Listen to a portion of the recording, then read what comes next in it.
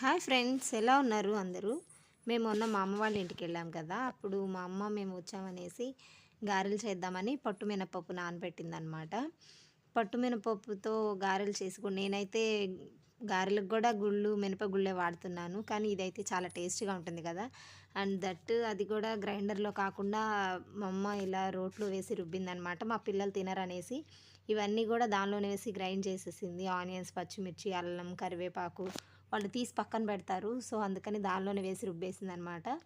లాస్ట్‌లో కొంచెం జీలకర్ర ఒక్కటే విడిగా ఏసింది. కొత్తిమీర, జీలకర్ర మొత్తం ఇలానే గ్రైండ్ చేసింది. ఇది చాలా చాలా హెల్తీ కదా.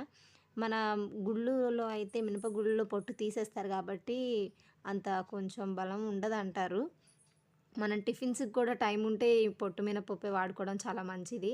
కానీ ఈ రోజుల్లో అందరూ ఫాస్ట్ జనరేషన్‌లో ఎవరండి ఇవి వాడతారు. ఫాస్ట్‌గా అయిపోవాలి. సో గుళ్ళైతే ఒక్కసారి 2 టైమ్స్ కడిగేసుకుంటే అయిపోతుంది.